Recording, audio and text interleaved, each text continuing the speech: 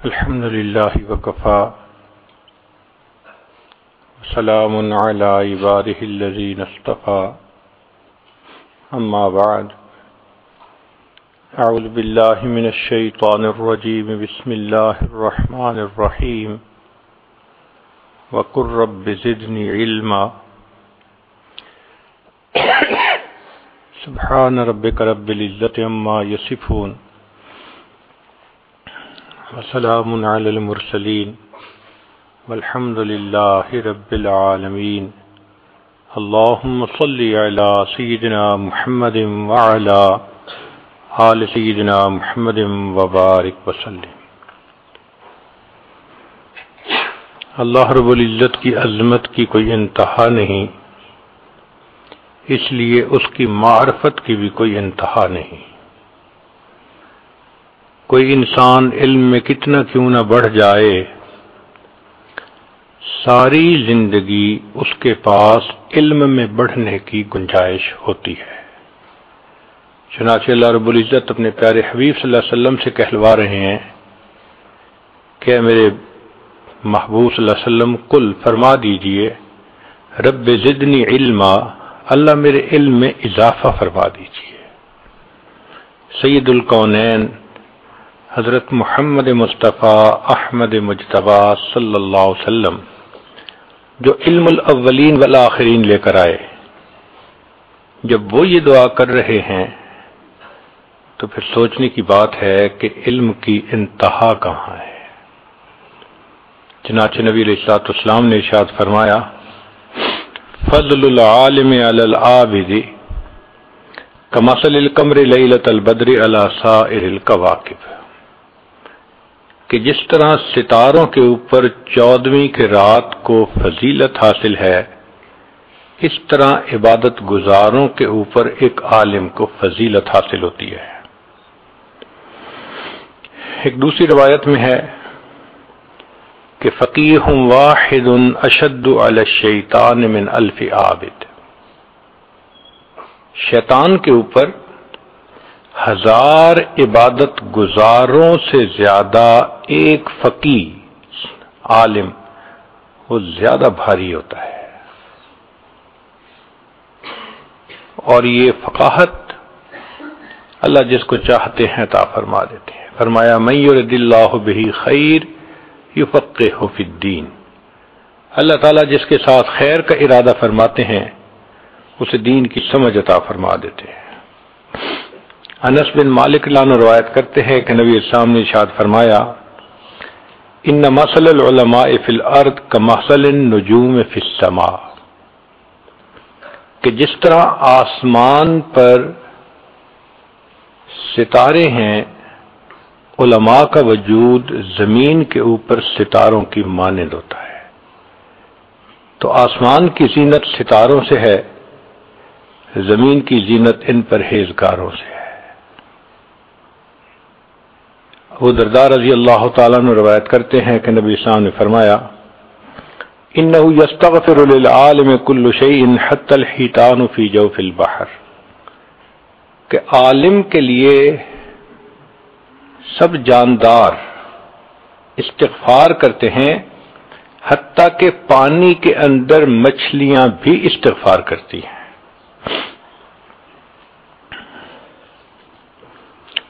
صفوان رضی اللہ تعالیٰ عنہ روایت کرتے ہیں کہ نبی علیہ السلام نے ارشاد فرمایا ما من رجل خرج من بیتہ لیطلب العلم الا وضعت له الملائکۃ اجنحتها رضا لما یصنع،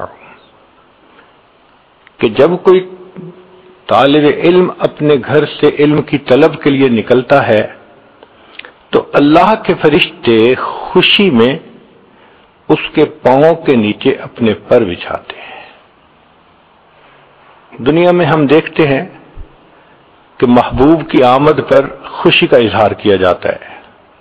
شاعر نے کہا اے باد صبا کچھ تو ہی بتا، مہمان جو آنے والے ہیں، اے باد صبا کچھ تو ہی بتا، مہمان جو آنے والے ہیں، کلیاں نہ بچھانا راہوں میں ہم پلکیں بچھانے والے ہیں۔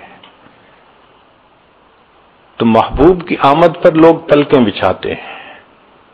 آپ نے سنا ہوگا کہ جو ملکوں کے بڑے ہیں ان کی آمد پر ریڈ کارپٹ بچھائے جاتے ہیں۔ یہ اللہ رب العزت کے ہاں کا پروٹوکول ہے کہ طالب علم اللہ کو اتنا پسند، جب وہ اپنے گھر سے نکلتا ہے اللہ فرشتوں کے پروں کا کارپٹ رستے میں بچھا دیتے ہیں۔ ایک اور حدیث مبارکہ میں نبی علیہ السلام نے ارشاد فرمایا، من سلک طریقا لیطلب فیہ علما سہل اللہ لہ طریقا الی الجنہ، کہ جو راستے میں چلتا ہے علم کو حاصل کرنے کے لیے، اس کی وجہ سے اللہ اس بندے کے لیے جنت کے راستے کو آسان فرما دیتے ہیں۔ انس رضی اللہ تعالیٰ عنہ کہتے ہیں کہ نبی علیہ السلام نے ارشاد فرمایا، من خرج فی طلب العلم فهو فی سبیل اللہ حتی یرجع،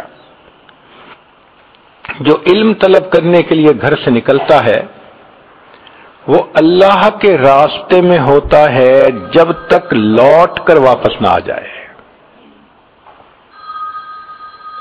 عوام الناس سمجھتے ہیں کہ شاید دعوت اللہ کے راستے میں جو نکلے وہ اللہ کا راستہ ہے، وہ بھی اللہ کا راستہ ہے، مگر جو علم کی طلب میں نکلے لسان نبوت سے اسے سند مل رہی ہے، فَهُوَ فِي سَبِيلِ اللَّهِ حَتَّى يَرْجِعَ، وہ اللہ کے راستے میں ہے جب تک لوٹ کے واپس نہ آ جائے۔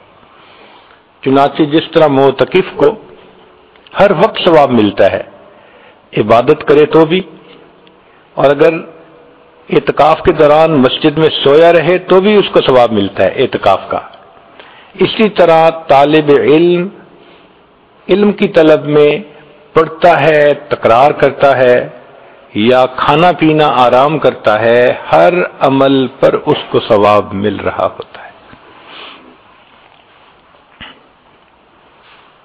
ایک حدیث مبارکہ میں نبی اسلام نے ارشاد فرمایا، من کان فی طلب العلم کانت الجنۃ فی طلبہ، جو شخص علم کی طلب میں ہوتا ہے جنت اس شخص کی طلب میں ہوتی ہے، جنت وش کرتی ہے، جنت اس کو مس کرتی ہے کہ یہ کب میرے اندر آئے گا۔ ایک اور روایت میں نبی علیہ الصلوۃ والسلام نے ارشاد فرمایا کہ العلم نور، علم ایک روشنی ہے، چنانچہ جو طالب علم حاصل کرتا ہے گویا وہ اپنے سینے کو نور سے بھر رہا ہوتا ہے۔ اس لیے نبی علیہ السلام نے فرمایا کہ دو آدمیوں کی حرص کبھی نہیں بجھتی، ایک علم کا طلبگار جتنا بھی علم حاصل کر لے طلب بڑھتی جاتی ہے، اور دوسرا دنیا کا حریص، اس لیے کہ بندے کے پیٹ کو قبر کی مٹی ہی بھرتی ہے، یہ مال دولت سے نہیں بھرتا۔ آپ خوش نصیب ہیں کہ اللہ رب العزت نے آپ کو علم کی طلب کے لیے چن لیا، یعنی آپ چنے ہوئے بندے ہیں، اور اس کی دلیل قرآن عظیم الشان میں سے ہے۔ اللہ تعالیٰ ارشاد فرماتے ہیں، ثم اورثنا الکتاب الذین اصطفینا من عبادنا، پھر ہم نے اپنی کتاب کا وارث بندوں میں سے ان کو بنایا جو ہمارے چنے ہوئے بندے تھے۔ تو آپ یہاں آئے نہیں، آپ کو یہاں بھیجا گیا ہے۔ قدم یہ اٹھتے نہیں ہیں، اٹھوائے جاتے ہیں۔ تو خوش نصیب ہیں کہ اللہ رب العزت نے اپنے دین کے علم کے لیے آپ کو چنا ہے۔ اگر ہم ان مدارس کی تاریخ پیچھے جا کر دیکھیں تو اس کی ابتدا نبی علیہ الصلوۃ والسلام کے نبوی دور سے ہو رہی ہے۔ چنانچہ محبوب صلی اللہ علیہ وسلم جب مدینہ طیبہ تشریف لائے تو وہاں پر یہ دین اسلام کا پہلا مدرسہ تھا۔ اس کا نام مدرسہ نہیں تھا، آج کل جو ہم ٹرم استعمال کرتے ہیں وہ استعمال نہیں ہوتی تھی، مگر کام مدرسے والا تھا۔ ایک جگہ تھی جہاں صحابہ بیٹھتے تھے، اس کو صفہ کہا جاتا تھا۔ تو آج کے دور میں اگر ہم کہیں تو یوں سمجھ لیجئے کہ یہ جامعہ صفہ تھا، اور اس کے طلباء مہاجرین اور انصار تھے۔ مہاجرین اقامتی طلباء تھے، ان کی تعداد کم و بیش ہوتی رہتی تھی، 70 کے قریب لکھی ہے، اور باقی ڈے اسکالر تھے، وہ انصار تھے، گھروں میں اپنے بیوی بچوں اور رشتہ داروں کے ساتھ رہتے تھے، مگر وقتاً فقتاً وہ نبی علیہ الصلوۃ والسلام کی مجالس میں حاضری دیتے تھے۔ تو یہ سب طلباء علم کے طلبگار تھے، اور نبی علیہ الصلوۃ والسلام ان کے معلم اعظم تھے، ان کے مرشد اعظم تھے، نبی علیہ الصلوۃ والسلام ان کے استاد کامل تھے۔ نصاب کیا تھا؟ ان کا نصاب اللہ کا قرآن تھا،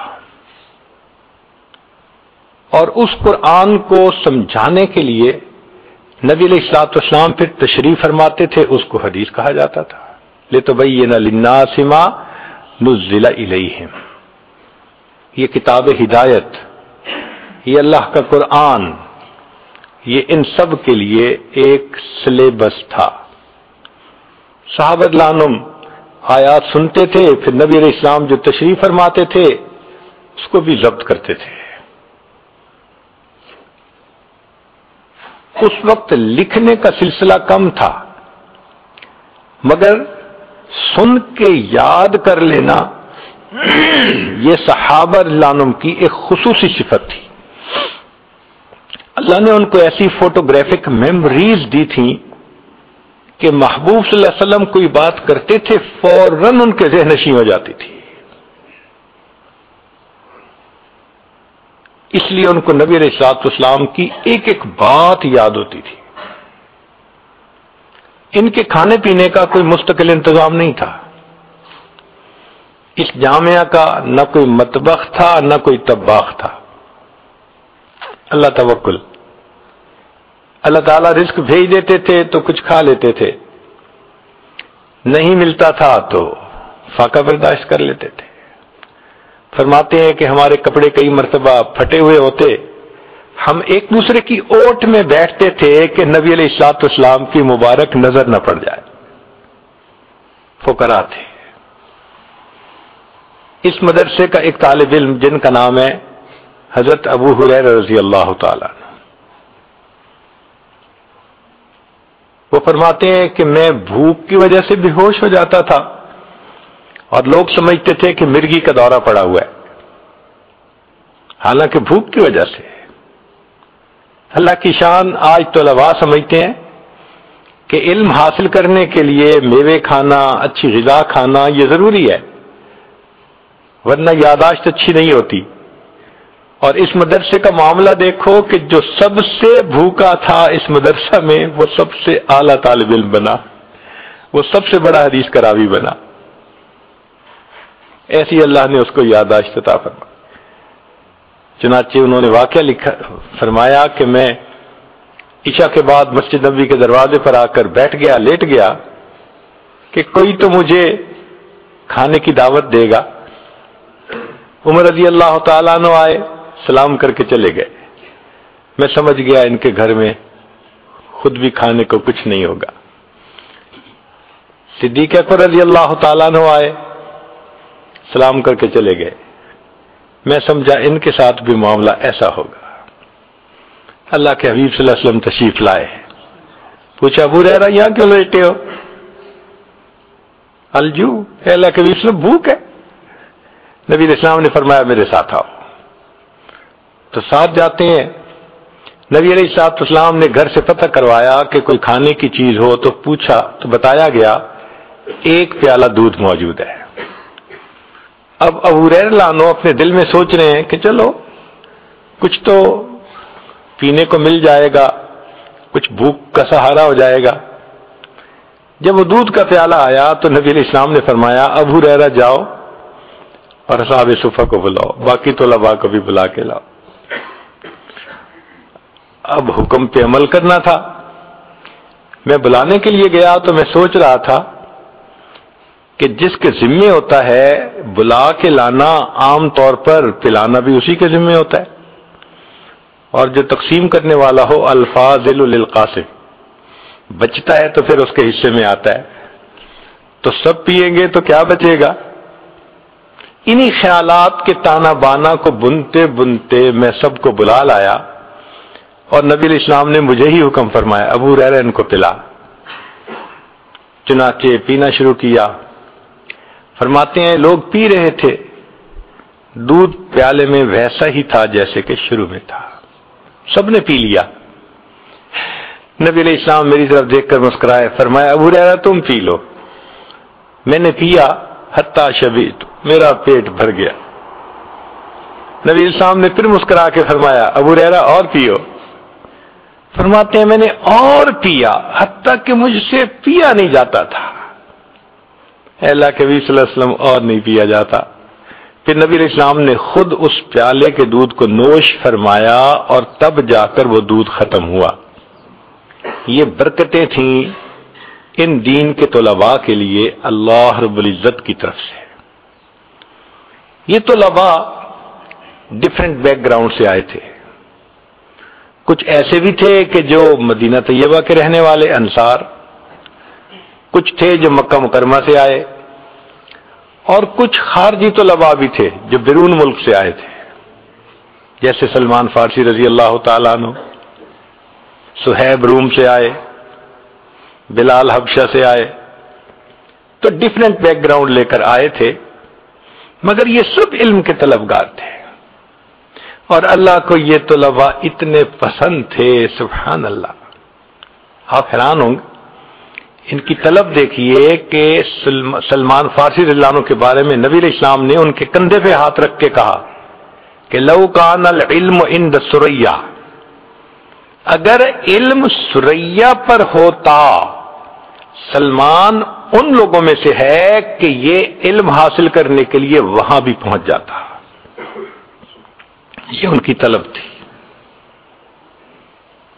پھر ایسا قرآن پڑھنے والے تھے کہ جن سے قرآن مجید سننے کی فرمائشیں عرش سے آیا کرتی تھی۔ چنانچہ ایک قاری تھے ابی ابن کعب رضی اللہ تعالیٰ عنہ، اس جماعت کے بڑے ہونہار طالب علم تھے۔ نبی علیہ السلام تشریف لائے، فرمایا ابن کعب مجھے سورہ بینہ سناؤ۔ اے اللہ کے حبیب صلی اللہ علیہ وسلم، قرآن مجید آپ پر اترا، میں آپ کے سامنے پڑھوں؟ تو نبی علیہ السلام نے فرمایا کہ ہاں مجھے ایسا ہی حکم ہوا۔ اب ابن کعب لانو بھی بڑے ذہین تھے، سمجھ گئے کہ اوپر سے فرمائش آئی ہے، تو آگے سے سوال پوچھا، اے اللہ کے حبیب صلی اللہ علیہ وسلم، اللہ سمانی، کیا اللہ رب العزت نے میرا نام لے کر فرمایا ہے؟ نبی علیہ السلام نے فرمایا نعم اللہ سماک۔ ابن کعب، اللہ نے تیرا نام لے کر کہا کہ ابن کعب سے کہو قرآن پڑھے، میرے محبوب آپ بھی سنیں گے، میں پروردگار بھی سنوں۔ یہ کیسے طلباء تھے، ان کی طلب کو دیکھیے، حسن طلب پہ قربان جائے بندہ۔ چنانچہ اللہ رب العزت کے ہاں ان طلباء کا ایسا مقام تھا کہ ایک طالب علم ظاہری آنکھوں سے نابینا تھے، دل کی آنکھوں کے بینا تھے۔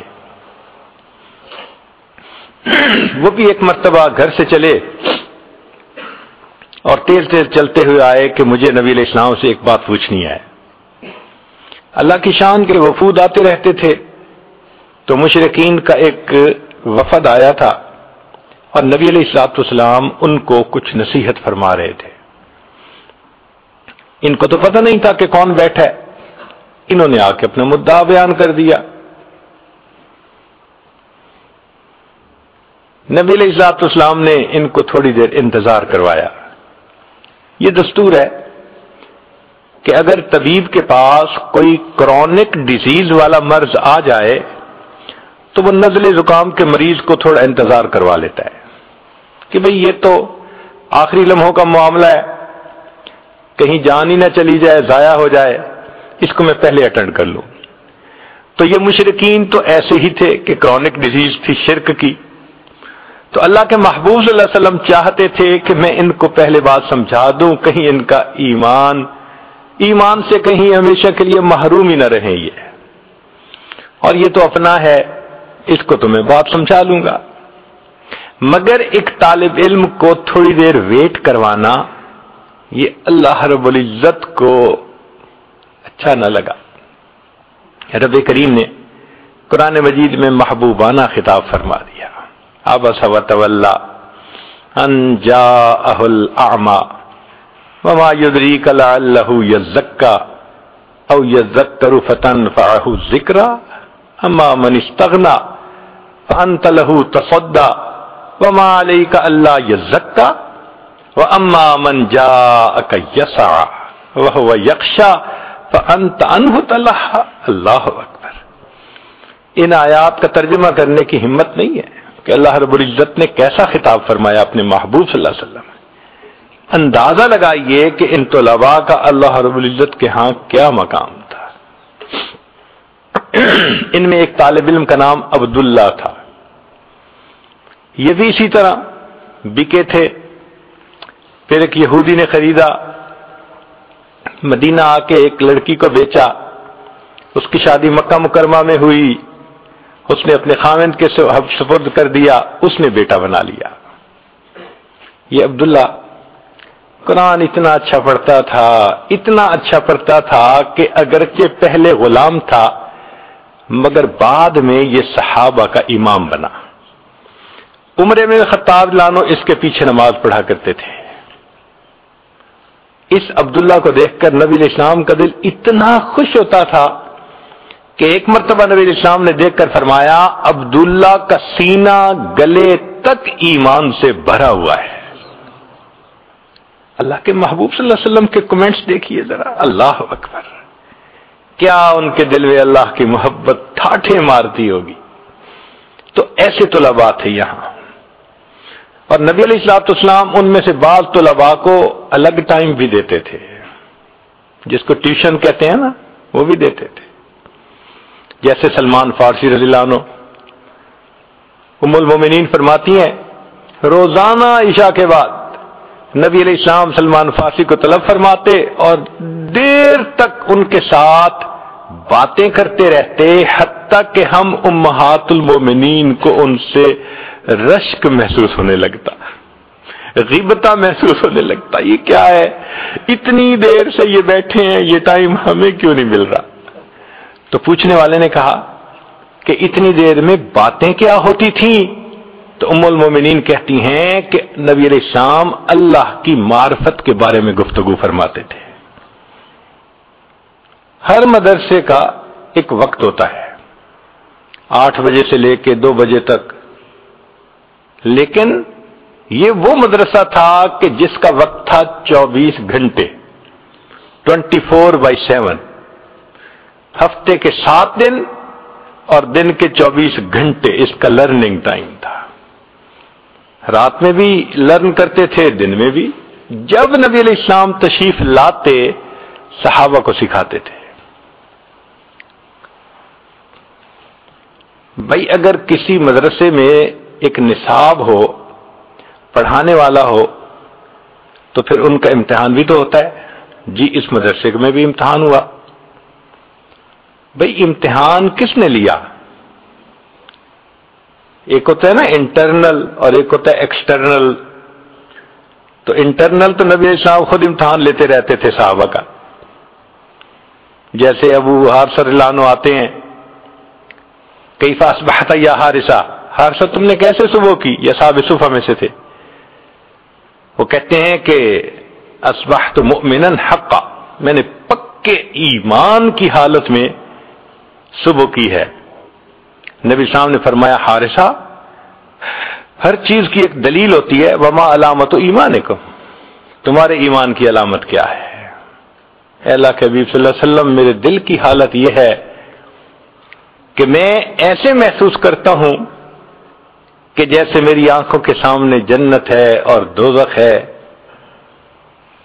اور حساب ہو رہا ہے، ایسی باتیں کہیں کہ نبی علیہ الصلوۃ والسلام نے فرمایا حارثہ تجھے مبارک ہو، جو تیری طرح اس رستے پر چلتا رہے گا اللہ کا پیارا اور محبوب بنے گا۔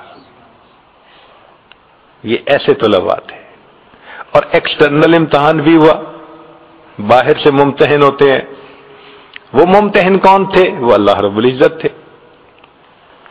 بھئی اللہ رب العزت نے امتحان لیا، ہاں اچھا کس پیپر کا امتحان لیا؟ پیپر کا نام تقویٰ تھا۔ ان کے دلوں کو دیکھا تقویٰ ہے یا نہیں۔ اچھا پھر رزلٹ بھی تو ہوتا ہے، جی ہاں اللہ نے رزلٹ بھی نکال دیا، فرمایا اولئک الذین امتحن اللہ قلوبہم للتقویٰ، یہ وہ لوگ تھے جن کے دلوں کے تقوی کا امتحان اللہ نے لیا۔ نتیجہ کیا نکلا؟ فرمایا وَأَلْزَمَهُمْ كَلِمَةَ التَّقْوَى وَكَانُوا أَحَقَّ بِهَا وَأَهْلَهَا۔ ان کو یہی بات سجتی تھی، یہ میرے محبوب کے شاگرد تھے نا، واقعی یہ تقوی میں ایکسل کرنے والے تھے۔ بھائی جب کوئی طالب علم امتحان میں پاس ہوتا ہے انعام ملتا ہے، جی ہاں ان طلباء کو انعام بھی ملا۔ انعام کیا تھا کہ ممتحن اتنا خوش ہوا کہ اس نے میسج بھیج دیا رضی اللہ عنہم ورضوا عنہ، اللہ ان سے راضی، یہ اپنے رب سے راضی۔ تو دیکھیے کہ جتنے مدارس آج دنیا میں ہیں یہ سب مدارس اسی جامعہ صفا کی شاخیں ہیں۔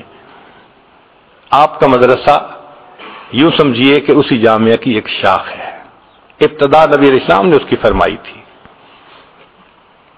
آپ بھی علم حاصل کرنے کے لیے یہاں تشریف لائے ہوئے ہیں، ہمارے اکابرین نے علم کو حاصل کرنے کے لیے اتنی قربانیاں دیں کہ ایک تاریخ لکھ ڈالی۔ چنانچہ ایک بزرگ تھے امام زاہبی رحمت اللہ علیہ، مشہور محدث ہے، فرماتے ہیں کہ میں 20 سال کی عمر میں اپنے گھر سے طلب علم کے لیے نکلا اور اتنا علم حاصل کرتا رہا کہ 7 سال کے بعد واپس آ کر میں نے اپنے ماں باپ کا چہرہ دیکھا۔ 7 سال تک واپس ہی نہیں آئے۔ آج تو بچے اقامتی بھی 7ویں دن گھروں میں چلے جاتے ہیں، جو بہت دور سے آئے ہوں وہ مہینے بعد یا 2 مہینے بعد، چکر تو لگتے ہی رہتے ہیں۔ یہ ایسے طلباء تھے کہ ایک دفعہ گھر سے نکلے، 20 سال کی عمر، کوئی زیادہ عمر تو نہیں ہے نا، مگر 7 سال کے بعد پھر واپس گئے۔ چنانچہ ایک طالب علم تھے عبداللہ ابن مبارک رحمت اللہ علیہ، وہ فرمایا کرتے تھے کہ میں نے اپنی زندگی میں 1000 اساتذہ سے حدیث کا علم حاصل کیا۔ یہ امام اعظم ابو حنیفہ رحمت اللہ علیہ کے شاگرد تھے، اور اتنا علم حاصل کرنے کے لیے انہوں نے سفر کیے تھے۔ حافظ ابن طاہر مقدسی رحمت اللہ علیہ فرماتے ہیں کہ میں جب علم کی طلب کے لیے نکلا تو میرے پیٹھ پر کتابوں کی گٹھڑی ہوتی تھی۔ آج تو آسانی ہے نا کہ جس مدرسے میں جائیں مدرسے والے کتابیں خود دے دیتے ہیں، مطبوعہ کتابیں ہوتی ہیں۔ اس زمانے میں مخطوطہ ہوتی تھیں، لکھی ہوئی، اور ہر طالب علم کے پاس اپنی کتاب ہوتی تھی۔ وہ کتابوں کا بوجھ پیٹھ پہ لاد کے لے جانا پڑتا تھا۔ تو فرماتے ہیں کہ میں اپنی پیٹھ پہ کتابوں کو لاد کر اتنا سفر کرتا تھا کہ حتیٰ کہ پیشاب میں مجھے خون آیا کرتا تھا، بوجھ اٹھانے کی وجہ سے۔ خطیب تبریزی رحمت اللہ علیہ فرماتے ہیں کہ میں گرمی کے موسم میں اپنی کتابوں کی گٹھڑی جب پشت پہ رکھتا تو میری کتابیں پسینے سے ایسے بھیگ جاتی تھیں جیسے کہ یہ بارش کے پانی سے بھیگ گئی ہوں.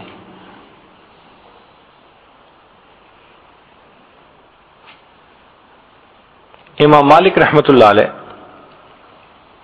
فرمایا کرتے تھے کہ علم اس وقت تک حاصل نہیں ہوتا جب تک کہ فقر و فاقہ کی لذت نہ چکھی جائے. علم کے لیے کچھ خواہشات کو، آسانیوں کو قربان کرنا پڑتا ہے. علم ایسے نہیں ملتا. علم آدھا اس وقت تک نہیں ملتا جب تک کہ تم اپنے آپ کو پورا اس کے لیے وقف نہ کر دو. چنانچہ امام احمد بن حنبل رحمۃ اللہ علیہ اپنے زمانہ طالب علمی میں بہت غربت کی زندگی تھی. فرماتے ہیں کہ مجھ سے فاقہ زیادہ برداشت نہیں ہوتا تھا، تو میں نے سوچا کہ میں کیا کروں. میں نے اس جگہ پر جانا شروع کر دیا جہاں لوگ آتے تھے سفر کے لیے اور اونٹ کرائے پہ لیتے تھے یا سامان اتارتے تھے، لادتے تھے. میں وہاں جا کر مسافروں کو کہتا کہ اگر تم نے اونٹ پہ سواری پہ سامان لادنا ہے یا اتارنا ہے تو یہ کام میں کر سکتا ہوں. تو میں لوگوں کے بھاری بھاری سامان اونٹوں پر لادا کرتا تھا اور اتارا کرتا تھا، اور کوئی نہیں جانتا تھا کہ مسافروں کے سامان اتارنے اور چڑھانے والا یہ بچہ آنے والے وقت میں امت کا امام بنے گا. امام شافعی رحمۃ اللہ علیہ خود فرماتے ہیں کہ میں بچپن میں یتیم ہو گیا تھا. میری والدہ کے پاس اتنے پیسے نہیں ہوتے تھے کہ وہ مجھے کاغذ لے کر دیتی. گو میں ہر چیز کو زبانی یاد کر لیتا تھا، مگر ضرورت ہوتی تھی تو میں بڑی بڑی ہڈیاں جو جانوروں کی ہوتی ہے نا، اونٹ کی اور دوسرے جانوروں کی، وہ تلاش کرتا تھا. ان کو دھو کے ان کو میں خشک کر لیتا تھا. ان ہڈیوں کے اوپر میں اپنے نوٹس لکھا کرتا تھا اور ان کو میں کمرے میں ڈال دیتا تھا ایک کونے میں. کوئی نہیں جانتا تھا کہ ہڈیوں کو تلاش کرنے والا یہ بچہ آنے والے وقت میں امت کا امام بنے گا. اللہ نے یادداشت ایسی دی تھی. فرماتے ہیں کہ میں امام مالک رحمت اللہ علیہ کی محفل میں جب پہلی مرتبہ گیا تو اس وقت امام مالک رحمت اللہ علیہ حدیث کی املا کروا رہے تھے. مسجد نبوی میں طلباء بھی تھے. میں بھی جا کر بیٹھ گیا. نہ میرے پاس کوئی قلم تھی نہ میرے پاس کاغذ تھا. امام مالک حدیث پڑھتے اور میں سن کے یاد کر لیتا. پھر میرے سامنے ایک تنکا پڑا تھا نیچے، تو مجھے خیال آیا کہ میں طلباء کے ساتھ مشابہت کیوں نہ اختیار کر لوں. میں نے وہ تنکا اٹھایا اور اٹھا کر اپنی ہتھیلی پر ایسے لکھنے لگ گیا کہ مجھے بھی املا کرنے میں مشابہت من تشبہ بقوم فہو منہم. اچھا، کبھی کبھی میں اس تنکے کو اپنے ہونٹ سے لگاتا کہ یہ میں سیاہی لگا رہا ہوں، اور جب طلباء لکھتے تو میں بھی ہتھیلی پہ لکھتا.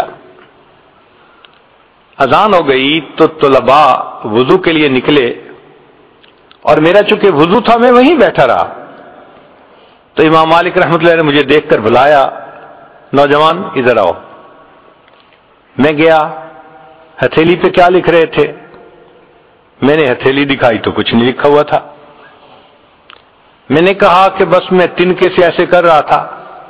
امام مالک رحمۃ اللہ یہ تو حدیث کے ادب کے خلاف ہے، کیا کر رہے تھے؟ پھر میں نے عرض کیا کہ حضرت میں مسافر ہوں، میرے پاس نہ قلم ہے نہ کاغذ ہے. میں تو طلباء سے مشابہت حاصل کرنے کے لیے یہ کام کر رہا تھا. حقیقت میں تو میں ان احادیث کو اپنے دل پہ لکھ رہا تھا.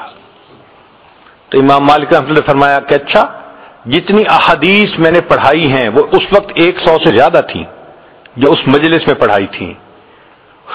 ان میں سے آدھی بھی اگر تم زبانی سنا دو تو میں تمہیں جانوں.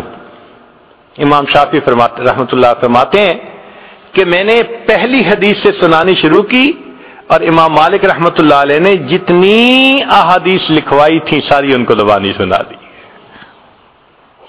یہ طلباء ہوتے تھے، علم کی طلب کے لیے اتنے مجاہدے برداشت کرتے تھے۔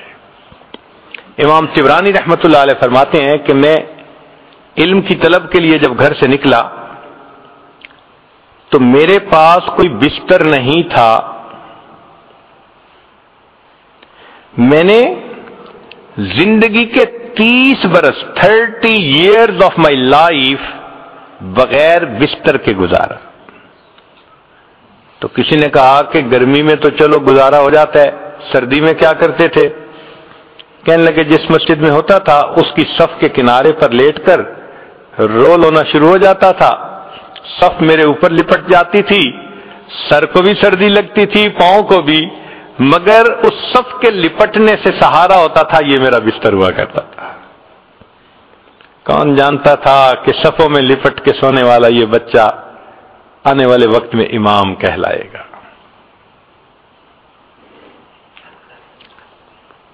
ابن تیمیہ رحمۃ اللہ علیہ کو حاکم وقت نے کسی بات پر خفا ہو کر جیل بھیج دیا۔ جب چند دن گزرے تو حاکم وقت کے دربار میں ایک نوجوان بچہ داخل ہوا اور وہ زارو قطار رو رہا تھا۔ اس کا منور چہرہ دیکھ کر جتنے لوگ بیٹھے تھے سب کے دل میں ہمدردی پیدا ہوئی کہ نیک شریف بچہ نظر آتا ہے، شرافت اس کے چہرے سے نظر آتی ہے، یہ کیوں زارو قطار رو رہا ہے؟ یہ جو فریاد لایا ہے حاکم وقت اس کی فریاد کو پورا کر دے۔ اور حاکم وقت نے یہی کہا کہ اے نوجوان تم کیوں روتے ہو؟ تم جو طلب لے کر آئے ہو میں اس طلب کو پورا کر دوں گا۔ جب اس نے کال دے دیا نا تو وہ طالب علم کہنے لگا کہ اچھا آپ مجھے جیل بھیج دیجیے۔ تو حاکم وقت حیران، جیل بھیج دوں؟ کیوں؟ کہنے لگا کہ اتنے دنوں سے آپ نے میرے استاد کو جیل بھیجا ہے اور میرا سبق قضا ہو رہا ہے، اب آپ مجھے بھی جیل بھیج دیجئے، میں جیل کی مشقت تو برداشت کر لوں گا، وہاں اپنے استاد سے سبق تو پڑھ لیا کروں گا۔ علم کی طلب میں ہمارے مکابر نے وہ مثالیں قائم کر دیں، پوری دنیا مثالیں پیش نہیں کر سکتی۔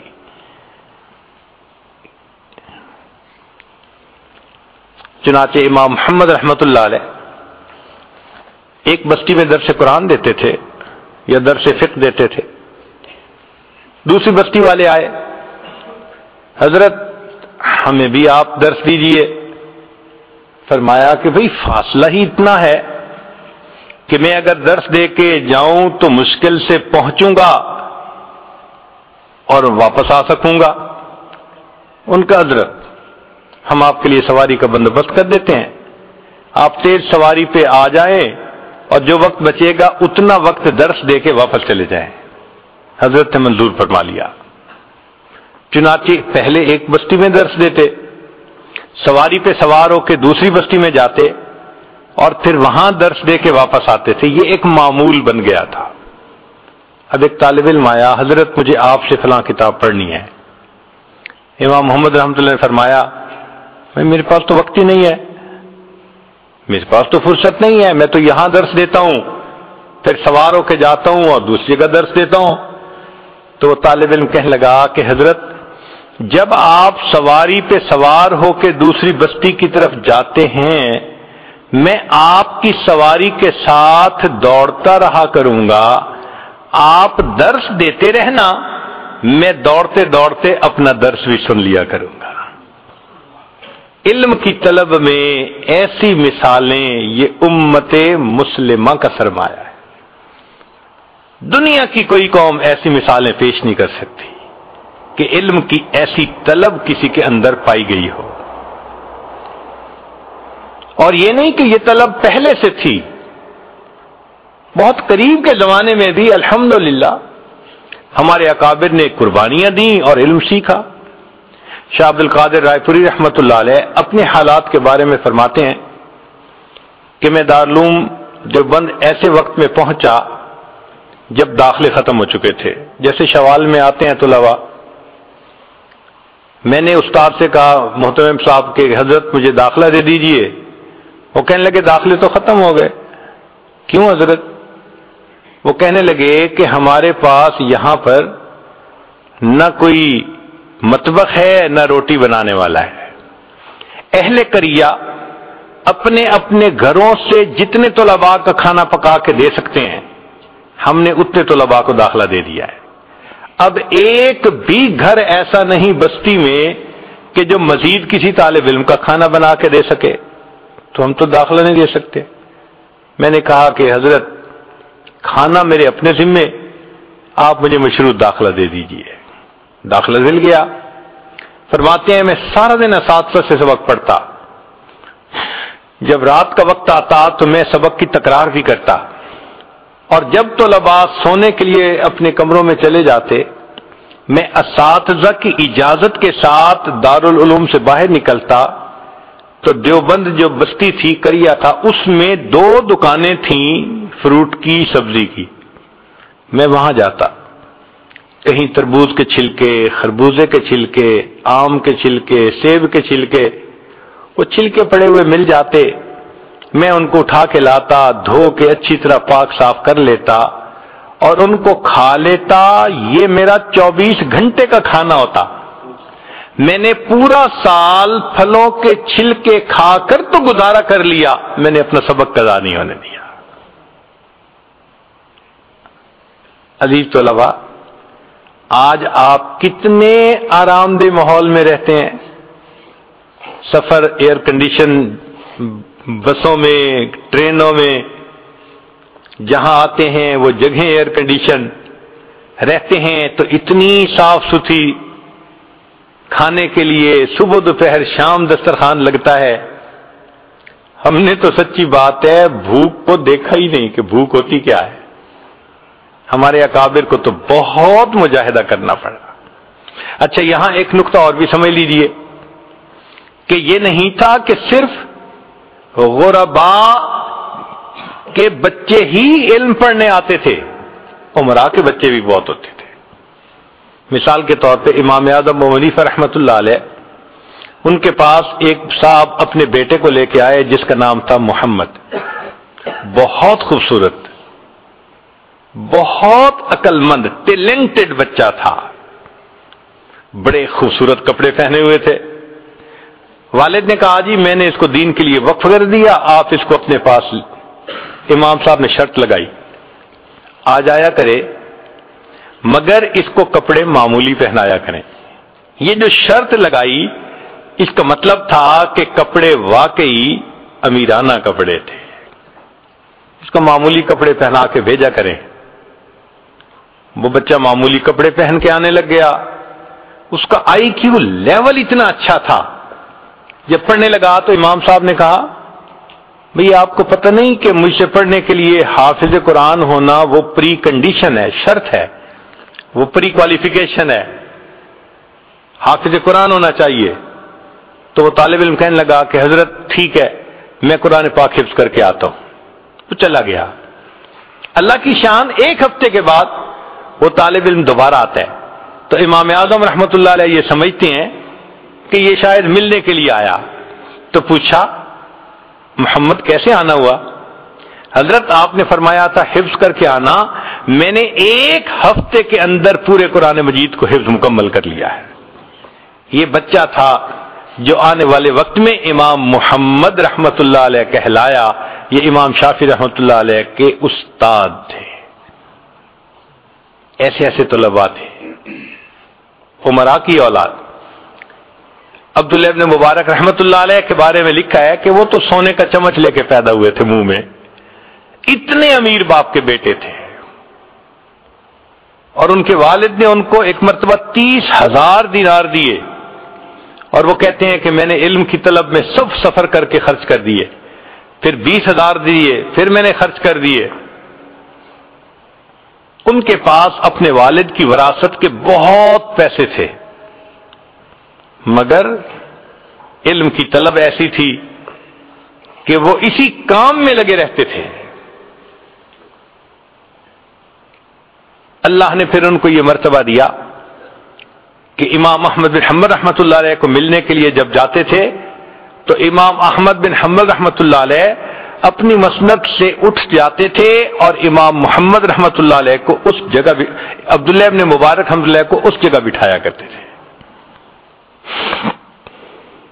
اور فرمایا کرتے تھے کہ میں نے عبداللہ ابن مبارک رحمۃ اللہ علیہ جیسا علم کا طلبگار کہیں نہیں دیکھا. نواب کے بیٹے تھے, اللہ نے علم کی طلب ایسی دی تھی اور پھر زندگی ایسی تھی سبحان اللہ کہ ایک وقت میں 40,000 طلباء ان سے حدیث کا درس پڑھا کرتے تھے ایک وقت میں. حضرت شیخ الحدیث رحمۃ اللہ نے لکھا ہے کہ اس زمانے میں ساؤنڈ سسٹم تو ہوتا نہیں تھا, تو استاد حدیث پڑھتا تھا اور لوگ جو مجمع تھے وہ مکبر بن کے اس حدیث کو آگے سنایا کرتے تھے. تو وہ جو مکبر ہوتے تھے ان کی تعداد 1100 ہوتی تھی. 1100 تعداد آواز پہچانے والوں کی, تو مجمع کتنا ہوگا؟ اتنے لوگ ایک وقت میں ان سے حدیث پڑھتے تھے. مگر اس کے باوجود ان کی زندگی کیسی تقوی والی تھی. ان کے ایک کلاس فیلو تھے اسماعیل رحمت اللہ علیہ, وہ فرماتے ہیں کہ میں نے عبداللہ ابن مبارک کی زندگی کو کئی سال بہت قریب سے دیکھا, دن میں بھی دیکھا, رات میں بھی دیکھا, خلوت جلوت میں ان کو میں نے دیکھا, اور میں اس نتیجے پر پہنچا کہ عبداللہ ابن مبارک رحمت اللہ علیہ اور صحابہ رضی اللہ عنہم کے درمیان صرف ایک فرق ہے. وہ فرق کون سا تھا کہ صحابہ رضی اللہ عنہم کو نبی علیہ السلام کے دیدار کا شرف حاصل تھا جو عبداللہ ابن مبارک رحمت اللہ علیہ کو حاصل نہیں تھا. اس کے علاوہ ان کی اور ان کی زندگیوں میں مجھے کوئی فرق نظر نہیں آتا تھا. عمرا کے بیٹے تھے, مگر دیکھیے علم کی طلب میں انہوں نے کس طرح اپنے آپ کو مٹا دیا. ہارون رشید کا ایک بیٹا تھا, محل میں رہتا تھا, مگر طبیعت میں زہد اور اناوت اللہ کی بہت کیفیت تھی. وہ دسترخوان پہ بیٹھتا تو معمولی کھانا کھا کے پیٹ بھر کے اٹھ جاتا, عبادت میں لگا رہتا. اسے محل کی عیش و عشرت سے کوئی واسطہ نہیں تھا, اپنی الگ دنیا اس نے بسائی ہوئی تھی محل کے اندر, فقیرانہ منش انسان تھا. جب اس کی حالت کو ہارون رشید کے دوست دیکھتے تو وہ ہارون رشید کو کہتے کہ تمہارا بیٹا کس حال میں ہے, تم کیسے والد ہو, اس کا خیال نہیں کرتے. تو ہارون رشید ان کو سمجھاتا کہ تم اچھے کپڑے پہنو, اچھی غذا کھاؤ. تو وہ کہتا کہ ابو مقصد زندگی تو اللہ کی بندگی ہے, بس میں اس میں لگا رہتا ہوں, میرا کام ہو رہا ہے. ایک مرتبہ ہارون رشید کے دوستوں نے اس کو کچھ زیادہ ہی پش کر دیا کہ تم اس کو نگلیکٹ کر رہے ہو اور یہ نفسیاتی مریض بنتا جا رہا ہے. تو ہارون رشید نے بلا کے کہا کہ بیٹے تمہاری وجہ سے مجھے اپنے دوستوں کے سامنے ذلیل ہونا پڑتا ہے. جب یہ الفاظ کہے وہ کہنے لگا ابا جان میری وجہ سے اگر آپ کو ذلیل ہونا پڑتا ہے نا تو بس میں اب یہاں سے جا رہا ہوں وہاں جہاں مجھے علم حاصل ہوگا. اس نے ارادہ کر لیا. ہارون رشید نے فوراً اپنی بیوی کو بتایا کہ بھی بیٹا تو گیا. ماں نے بھی روکنے کی کوشش کی. اس نے کہا امی میں نے ارادہ کر لیا, اب میں یہاں نہیں رہوں گا محل میں, اب میں جاؤں گا علم کی طلب میں. والدہ نے کہا بیٹا یہ قرآن پاک ہے یہ بھی لے لو, اور یہ ایک انگوٹھی ہے یہ بھی لے لو, اگر مشکل ہوگی تو انگوٹھی کو بیچنا تمہارے کام آئے گی, اور قرآن پاک کو جب پڑھو گے تو تم اپنی امی کو بھی یاد کیا کرو گے. وہ بچہ یہ دونوں چیزیں لے کے چلا گیا. کہاں پہنچا؟ ایک ایسی بستی میں جہاں علماء بستے تھے. اس وقت یہ نہیں تھا کہ آنے والے طالب علم کا کھانا پینا استاد کے ذمہ ہوتا ہے, نہ نہ نہ نہ. طالب علم آتے تھے, اپنا کھانا ان کی اپنی ذمہ داری ہوتی تھی.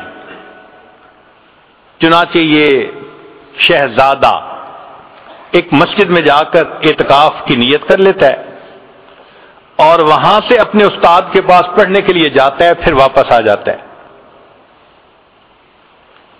عامر ایک شخص تھے، وہ کہتے ہیں کہ میں نے اپنا گھر بنوانا تھا، تو میں اس جگہ گیا جہاں مزدور ملتے تھے، تو میں نے دیکھا کہ ایک نوجوان بڑا منور چہرہ وہ بیٹھا ہوا اس جگہ پر قرآن کی تلاوت کر رہا ہے۔ میں نے سلام کر کے پوچھا کہ کیا آپ بھی مزدوری کرنے آئے ہیں؟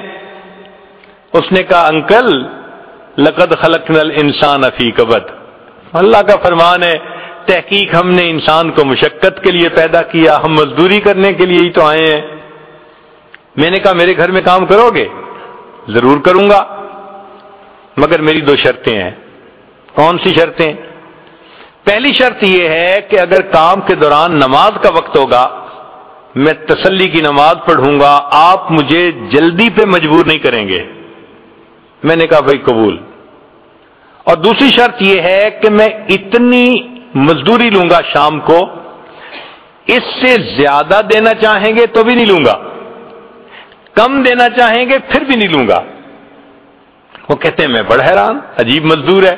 میں لے کے آ گیا۔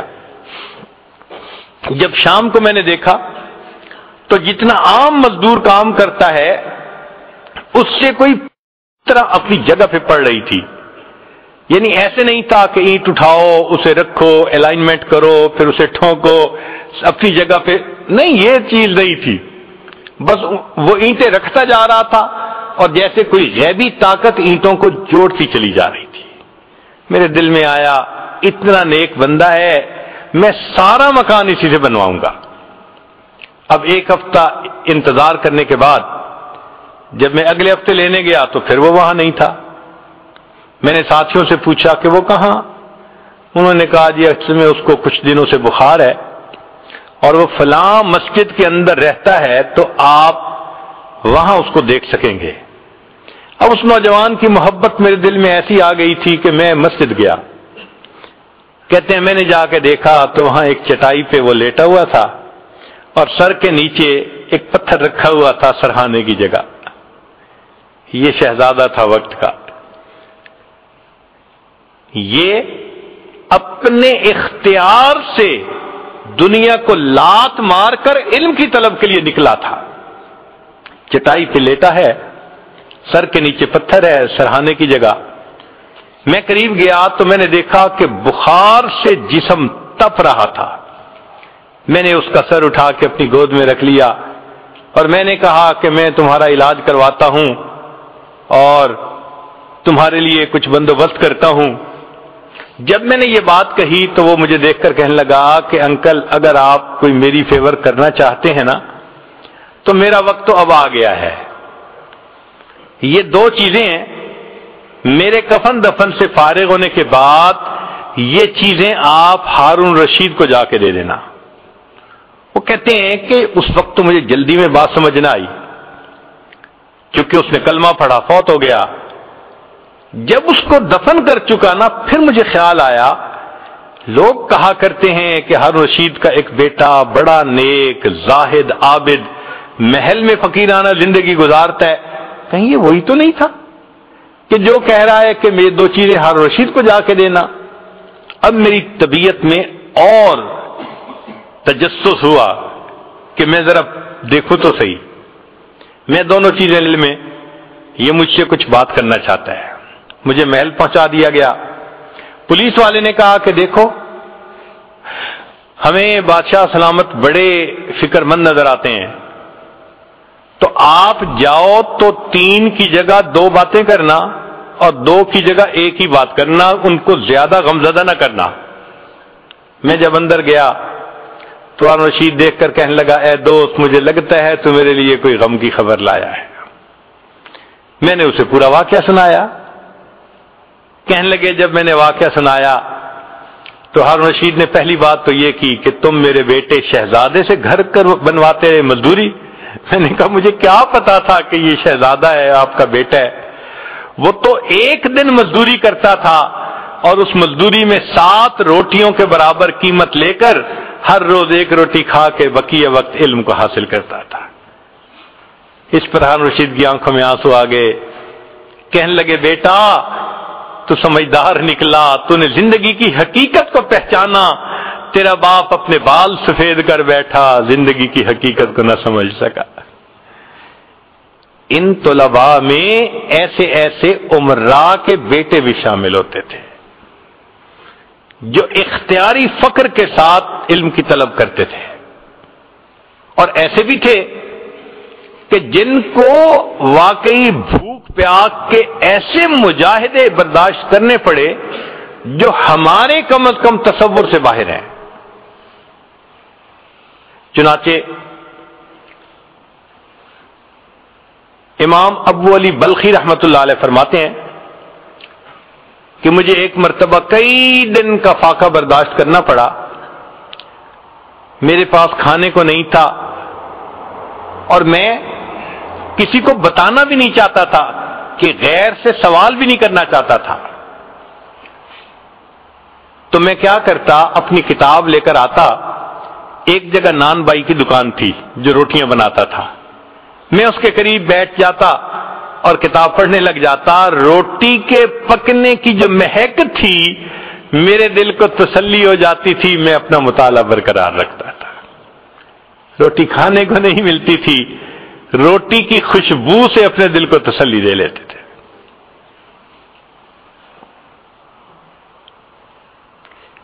تین دوست تھے، امام طبرانی، ابو شیخ اور ابن المقری رحمت اللہ علیہ۔ یہ تینوں مسجد نبوی میں علم حاصل کرتے تھے۔ اللہ کی شان کے تینوں کے پاس خرچہ ختم ہو گیا، تو 3 دن تک تو تینوں نے فاقہ برداشت کر لیا۔ 3 دن کے بعد فاقہ برداشت کرنا مشکل ہو گیا تو 2 دوست تو چلے گئے اپنے گھروں کو واپس۔ امام طبرانی رحمۃ اللہ فرماتے ہیں کہ میں نے کہا نہیں، میں ابھی یہاں سے نہیں جاتا، لیکن بھوک سے اتنا نڈھال کہ لیٹا ہوں، مجھ سے اٹھ کے بیٹھا نہیں جاتا۔ بھئی جب 5 دن ہو جائیں بھوکے پھر تو انسان کے لیے کھڑا ہونا مشکل ہوتا ہے نا۔ کہنے لگے اچانک میرے دل میں خیال آیا، طبرانی تو مسجد نبوی کے ایک طالب علم ہونا، تو یہاں تو میزبان اللہ کے پیارے حبیب صلی اللہ علیہ وسلم ہے، تو اپنے میزبان کو جا کے بتائے۔ کہنے لگے یہ خیال آنے کے بعد میں مواجہ شریف پہ حاضر ہوا، سلام کیا، اور سلام کرنے کے بعد میں نے اتنا کہا، یا رسول اللہ صلی اللہ علیہ وسلم الجو، اے اللہ کے حبیب صلی اللہ علیہ وسلم بہت بھوک لگی ہے۔ کہتے ہیں پھر اس کے بعد میں مسجد سے باہر نکلا کسی کام کی غرض سے، میں نے دیکھا ایک عربی آدمی، وہ ہنڈیا لی ہوئی ہے، روٹیاں ہیں، اور میرا نام پکار رہا ہے۔ جب میں نے اپنا نام سنا تو میں نے پوچھا میرا نام آپ کیسے پکار رہے ہیں؟ وہ کہنے لگا میں مسجد نبوی کا پڑوسی ہوں، ایک دیوار ہے مسجد نبوی کے ساتھ، میں دوپہر کو قیلولہ کرنے کے لیے لیٹا ہوا تھا، خواب میں نبی علیہ الصلوۃ والسلام کا دیدار نصیب ہوا، فرمایا کہ تم مسجد کے پڑوسی ہو اور مسجد میں میرا ایک مہمان بھوکا ہے، اسے کھانا کھلاؤ۔ میری آنکھ کھلی، میں نے دیکھا کہ میری بیوی نے ابھی چولہے سے ہنڈیا اتاری تھی، روٹیاں گرم تھیں۔ میں نے کہا کہ اپنے لیے اور کھانا بنا لو، میں یہ محبوب صلی اللہ علیہ وسلم کے مہمان کو کھانا کھلانے کے لیے جا رہا ہوں، میں اس وقت سے دروازے پر آ کر تمہارا نام پکار رہا ہوں۔ یہ علم کی طلب کرنے والے اللہ اور اس کے رسول صلی اللہ علیہ وسلم کے ہاں ایسا مقام رکھتے ہیں۔ چنانچہ ایک آخری واقعہ سنا کر یہ عزیز اپنی بات کو سمیٹتا ہے۔ ایک محدث گزرے ہیں امام بقی الدین ابن مخلد رحمت اللہ علیہ، ان کا تذکرہ امام ذہبی رحمت اللہ علیہ نے سیر اعلام النبلاء اس میں کیا ہے۔ یہ اسپین کے رہنے والے تھے اور ان کی عمر 20 سال تھی۔ اب ذرا غور کیجئے کہ 20 سال کا نوجوان، اس میں تو دنیا کی تمنائیں، خواہشات، شہوتیں اتنی ہوتی ہیں کہ علم کی طلب اس کے اندر بہت کم ہوتی ہے، اور یہ علم کی طلب کے اندر ایسے ڈوبے ہوئے تھے کہ ہر قربانی کے لیے تیار۔ کہتے ہیں میں نے ایک بڑی کشتی کے اوپر سواری کر لی اور مجھے بہت سارا وقت حصہ جو ہے سفر کا وہ سمندر کے ذریعے طے کرنا تھا۔ اللہ کی شان، ہماری کشتی وہ طوفان میں گر گئی، ہائی ٹائیڈ کے اندر گر گئی. اور جب ہائی ٹائیڈ کے اندر کشتی گر جائے تو ایسے لگتا ہے کہ ابھی الٹ جائے گی. ہم لوگوں کو بیماری ہو گئی، جو پیٹ میں تھا وہ سب ہم نے کہہ کر دی، طبیعت خراب، کچھ کھانے کو دل نہیں چاہتا. پھر ہمارے پاس پینے کو پانی بھی نہ رہا تو ہم سمندر کا نمکین پانی پیتے تھے. پھر ایک وقت آیا کھانے کو بھی کچھ نہ رہا. ہمیں 1.5-2 مہینے وہاں طوفان نے گھیرے رکھا، ہم سفر نہیں کر سکے. اب کپڑے بھی میلے، نان نفقہ بھی ختم، اور سمندر کے اندر ہم اپنی موت کے انتظار میں. مگر اللہ کی شان کہ اللہ رب العزت نے حفاظت کرنی تھی. طوفان ختم ہوا اور ہمارا سفر شروع ہوا، اور ایک وقت آیا کہ ہماری کشتی کنارے لگی. میں نیچے اترا، اپنی گٹھڑی میں نے اپنے کندھے پر اٹھائی، سر پہ اٹھائی، اور میں نے سفر شروع کیا، اس لیے کہ مجھے کئی 100 میل کا سفر پیدل کرنا تھا. جانا کہاں تھا؟ بغداد جانا تھا، امام احمد بن حنبل رحمۃ اللہ علیہ سے حدیث پڑھنے کے لیے. یہ ان کے دل کی تمنا تھی. کہتے ہیں کہ میں دن رات پیدل چلتا رہا، سفر کرتا رہا، حتیٰ کہ جب میں نے بغداد شہر کو دیکھا نا آنکھوں کے سامنے تو میرے جسم نے جواب دے دیا. اتنی تھکن تھی، میں ایک درخت کے نیچے گٹھڑی کو رکھ کر لیٹ گیا اور بہت گہری نیند سو گیا. جب سو کے اٹھا تو میں نے کہا کہ چلو میں شہر جاتا ہوں. تو میں نے راستے میں ایک بندے کو آتے ہوئے دیکھا. میں نے اس بندے کو سلام کر کے پوچھا کہ سناؤ امام احمد بن حنبل کا کیا حال ہے؟ اس نے کہا کیوں پوچھ رہے ہو؟ میں نے کہا میں اتنا دور سے سفر کر کے ان سے علم حاصل کرنے کے لیے آیا ہوں. اس بندے نے ٹھنڈی سانس لی. اے نوجوان، تمہاری یہ خواہش پوری نہیں ہو سکے گی. کیوں؟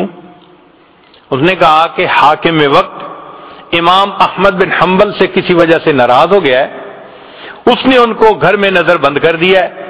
نہ کوئی بندہ ان سے مل سکتا ہے، نہ وہ کسی بندے سے مل سکتے ہیں. تم تو علم حاصل نہیں کر سکو گے. کہتے ہیں کہ یہ خبر بجلی بن کے گری میرے دل پر. مگر میں چلتا رہا، حتیٰ کہ شہر پہنچ کے ایک سرائے کے اندر میں نے کمرہ کرائے پر لے لیا اور میں وہاں رات کو لیٹ گیا.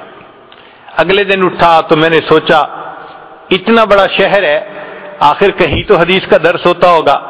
تو مجھے پتہ چلا کہ عصر کی نماز کے بعد ایک محدث تھے جو استاد المحدثین تھے، یحییٰ ابن معین رحمۃ اللہ علیہ، جو جرح اور تعدیل کے امام کہے جاتے ہیں.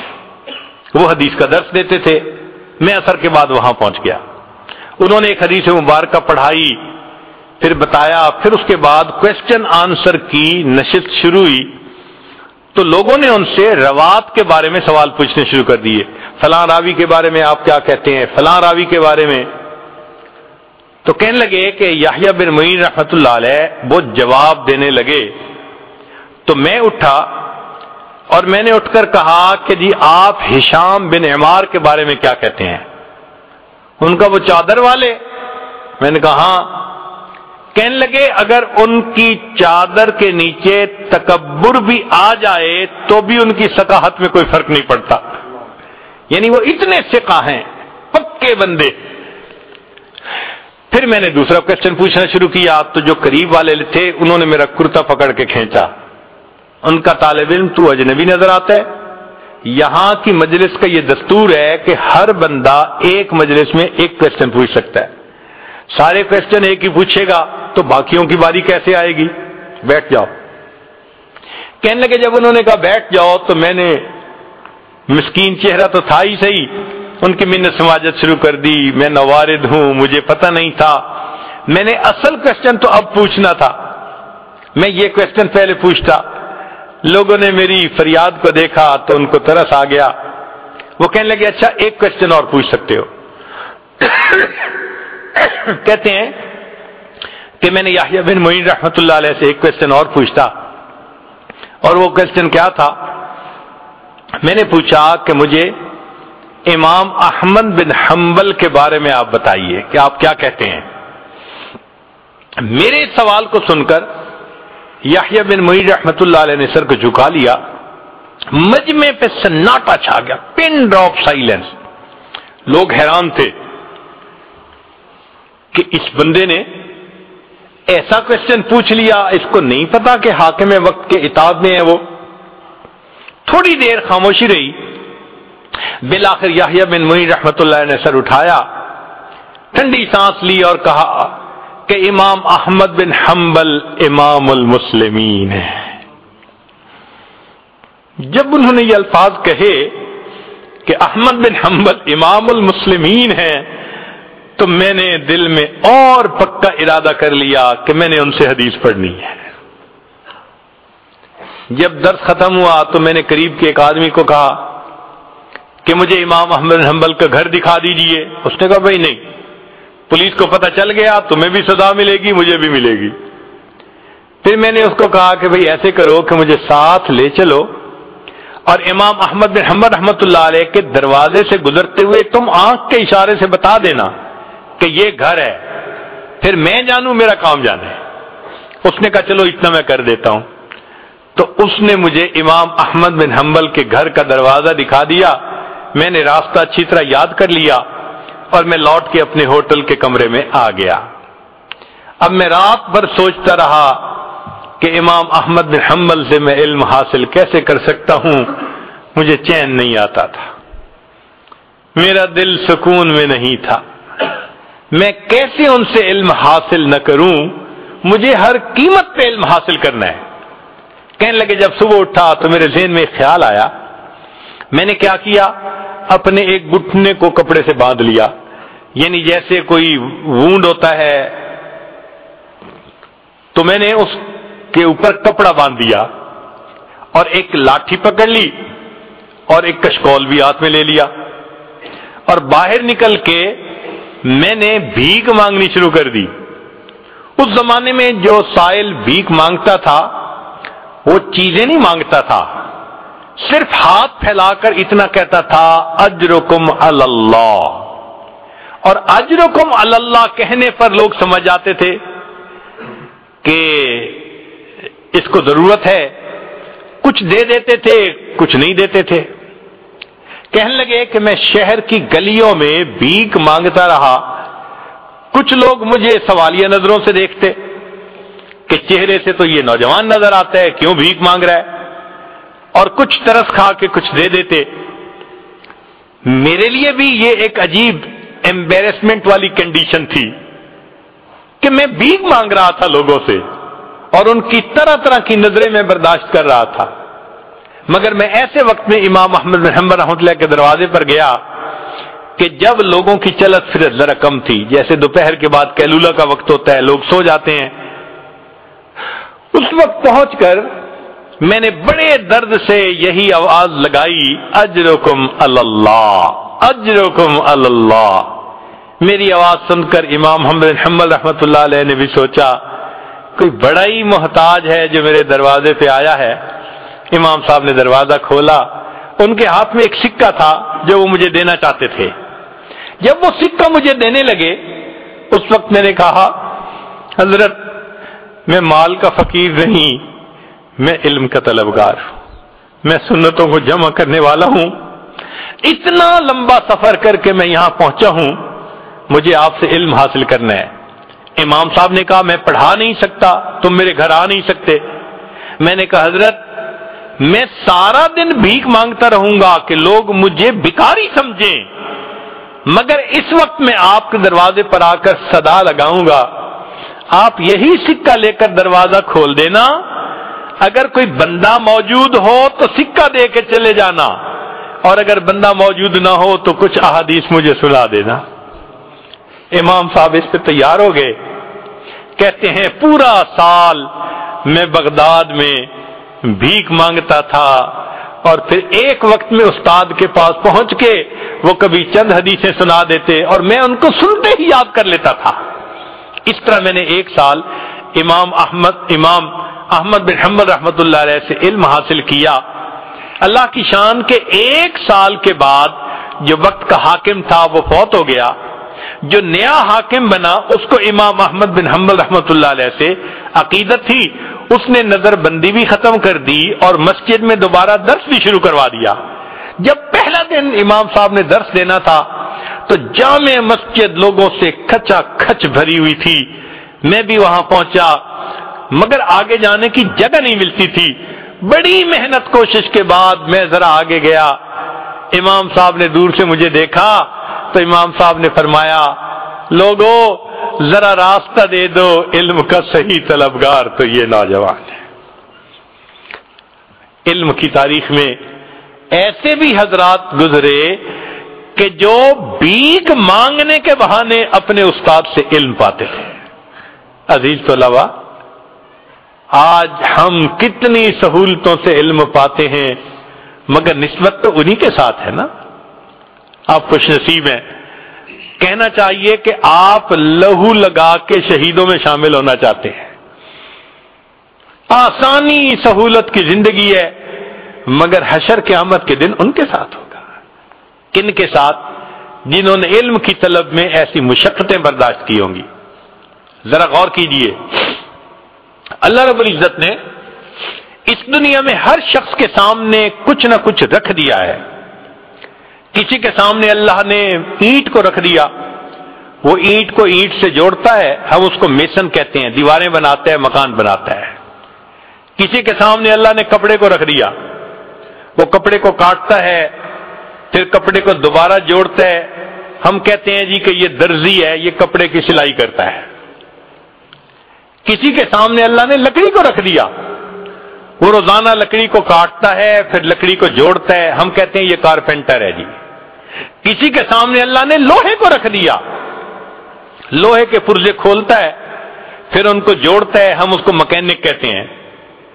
تو مختلف لوگوں کے سامنے اللہ نے مختلف چیزوں کو رکھا، کسی کے سامنے پتھر رکھا، کسی کے سامنے کپڑا رکھا، کسی کے سامنے لکڑی رکھی اور کسی کے سامنے اللہ نے لوہے کو رکھا۔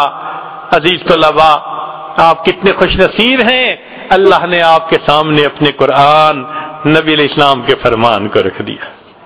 آپ صبح اٹھتے ہیں، سارا دن آپ کے ہاتھ میں حدیث کی کتاب ہوتی ہے، قرآن ہوتا ہے۔ یہ تو اللہ کی دین ہے نا کہ اللہ نے آپ کو یہ نعمت عطا فرما دی کہ قرآن پڑھ کر، حدیث پڑھ کر آپ اپنا وقت گزار رہے ہوتے ہیں۔ آپ کو کیا پتا کن کے ساتھ قیامت کے دن اللہ تعالیٰ اٹھائیں گے۔ جب پوچھا جائے گا علم کے طلبگار کہاں، تو کہیں سے ابو ہریرہ رضی اللہ عنہ بھی کھڑے ہوں گے، ہم اصحاب صفہ ہیں، اور کہیں سے امام احمد بن حنبل، امام شافعی، کہیں سے امام بقی الدین ابن مخلد رحمت اللہ علیہ بھی کھڑے ہوں گے، اور پھر وہاں آپ کو بھی اللہ کھڑا ہونے کی توفیق دیں گے۔ اللہ ہم بھی بلیک برن کے فلاں دارالعلوم میں علم کی طلب کے لیے گئے تھے۔ کیا نسبت ہے جو اللہ آپ کو عطا فرمائیں گے۔ آپ کہہ سکیں گے اللہ ایسے وقت میں جبکہ دارالعلوم میں آنا ہر نوجوان کے لیے مشکل تھا، اللہ ہمیں آپ نے وہاں پہنچا دیا، تیرے کعبے کو جبینوں سے بسایا ہم نے، تیرے قرآن کو سینوں سے لگایا ہم نے۔ یہ نسبت ہے جو اللہ نے آپ کو عطا کی ہے، اس نسبت کی حفاظت کیجئے اور اللہ سے دعا مانگیے کہ اللہ تعالیٰ فقط نسبت کو قبول کر کے ہمارے ساتھ عافیت کا معاملہ فرما دے۔ اگر اللہ نے ہماری اصلیت کو دیکھنے کا ارادہ کر لیا تو میرے دوستو ہم اپنا چہرہ دکھانے کے قابل نہیں ہیں۔ عمل کے اپنے احساس کیا ہے، بجز ندامت کے پاس کیا ہے، رہے سلامت تمہاری نسبت، میرا تو بس آسرا یہی ہے۔ امام محمد رحمت اللہ فرمایا کرتے تھے اللہ تعالیٰ قیامت کے دن علماء کو کھڑا کر کے کہیں گے یا معاشر العلماء، اے علماء، لم ادا علمی فیکم لأعذبکم، میں نے تمہارے سینوں کو علم کے لیے جو چنا تھا اس لیے نہیں کہ میں آج تمہیں عذاب دوں، تمہارا حساب لیتے مجھے شرم آتی ہے، جاؤ بخشے بخشائے جنت میں چلے جاؤ۔ اللہ رب العزت قیامت کے دن ہمارے ساتھ بھی ایسا ہی معاملہ فرمائیں اور اللہ تعالی ہمیں اس علم کی تکمیل ذوق شوق کے ساتھ کرنے کی، اساتذہ سے علم حاصل کرنے کی، ادب سیکھنے کی توفیق عطا فرمائے۔ وآخر دعوانا ان الحمد للہ رب العالمین۔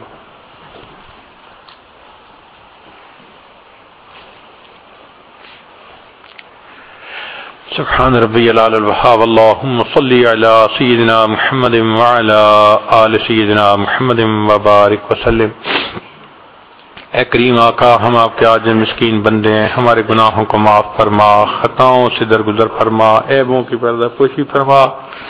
اللہ ہماری نگاہوں کو پاک فرما، دلوں کو صاف فرما، سینوں کو اپنی محبت سے لبریز فرما، اپنے عشق کی آتش ہمارے سینوں میں پیدا فرما، ہمارے انگ انگ سے اپنے ذکر کو جاری فرما، روئے روئے سے اپنے ذکر کو جاری فرما، ہڈی ہڈی بوٹی بوٹی میں اپنی محبت پیدا فرما۔